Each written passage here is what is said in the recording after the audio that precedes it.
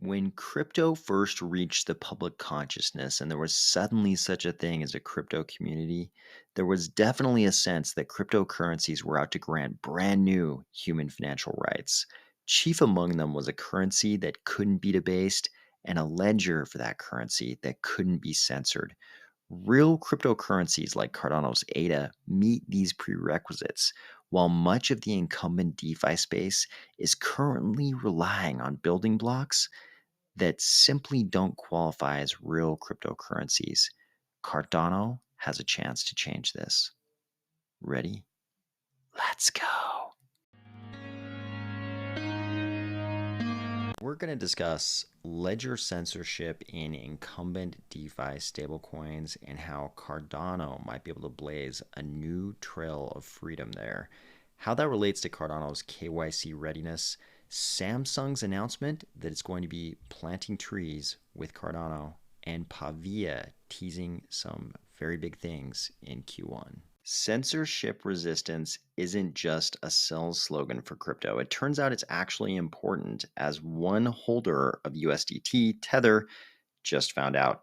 Someone with over $1 million in Tether sitting at their Ethereum address just had that money frozen by Tether. In this same article, Tether sort of nonchalantly mentions that it frequently works with regulators and law enforcement. So don't get me wrong here. There are very bad people on this planet. I agree. And I want to put every possible tool in the hands of the good guys to combat the activities of those villains. But you can't really have both with crypto. Either the asset issuer can censor the ledger or they can't. In the case of Tether, they obviously can. It's an asset issued out of a smart contract, and that provides the opportunity for arbitrary logic, even the freezing of funds by the issuer. I know what you're thinking. This is just one possible stablecoin, and Tether has always seemed sketchy anyway, with its notoriously hard to pin down reserves. So you'll just use something like USDC. The problem is, USDC does exactly the same thing. Here's an article going clear back to summer 2020 where the Circle and Coinbase related entity Center, which controls USDC, announced it had called a blacklist address investor function on an address, freezing 100,000 in coins held in someone's Ethereum address for law enforcement. Here's that transaction in Etherscan. You can see it cost them less than $7 in gas fees. Weren't those the days? Unfortunately, stable coins like USDT and USDC must do this. They are incapable of saying no because they are centralized, fiat pegged, and fiat backed.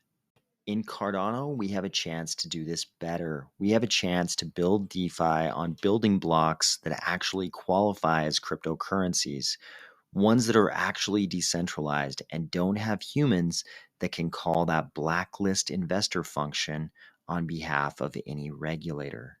In Cardano, we could even issue the stablecoins as native assets, as you can see was done here in the so-called minimal JED implementation. I know there are advantages to extended JED over minimal JED in terms of security and things like updates. I'm just saying it can be done. I know some of you are probably thinking, yeah, but if the Department of Justice comes knocking, won't it just be easier to have built out that blacklist investor function? After all, we're trying to make a little dough here, man. We're not trying to be forgotten ghost heroes of the cypherpunk mailing list. Here's the thing. In Cardano, we already have a tool that hasn't really ever been available on the Ethereum side to the same extent. We have digital identity through Atala Prism. That means Cardano can provide KYC capabilities to entities like fiat on ramps and off ramps or other platforms that receive heavy AML scrutiny. This is pretty analogous to a briefcase of cash. The banking system can't make that briefcase freeze in place under your bed, but it can prevent you from depositing it at a Chase bank branch if you're not KYC'd. if you can KYC where and when it actually matters, you don't really need to build out that censorship function. But with stablecoins like USDT and USDC that can instantaneously freeze any account at any time, it becomes pretty hard to meaningfully distinguish them from something that's just a really fast version of ACH. And I don't think that's really what we signed up for. Some positive news for those who care about the environment: Samsung is going to plant 2 million mangrove trees using blockchain technology. Apparently, this was announced at CES. And they're going to use Veritree, which means they're going to be using the Cardano blockchain. But that's not the only Samsung crypto related bit of news. They are also going to try to make a little money off crypto. So, Samsung is going to launch a TV screen based NFT explorer and marketplace aggregator in 2022, according to this article. This will allow you to browse, purchase, and show your favorite NFT artists all through Samsung, which I assume means they will either be using that to lure you over to their line of TVs, or more likely, they will actually make a little money somehow off this marketplace aggregation.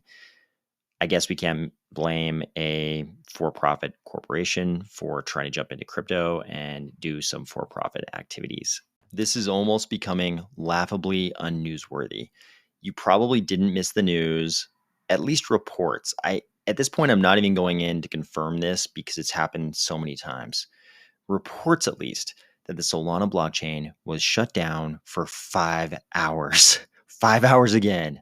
Another DDoS attack. I don't know how many times it's been blamed on various types of denial of service attacks, but apparently another DDoS attack on Solana and down for 5 hours.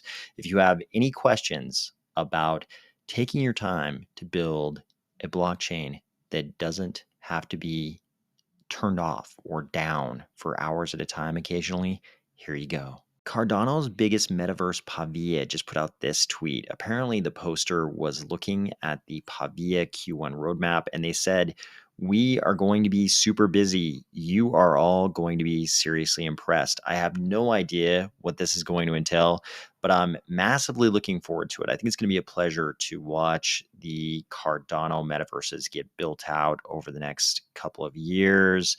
We've got Pavia, we've got Ada Realm. We've got the Artifact Moon project, which apparently is going to be followed by a Mars project and then an Arrakis project. Again, I have no idea if any of these metaverses are going to execute on their plans, if it's going to be cool, if we're going to like it even. But I think it's going to be a pleasure to watch these projects get built out, and I hope at least one of them is super cool and awesome. Speaking of metaverses, I feel like Ada Realm might be kind of sneaking up on the other metaverses in Cardano.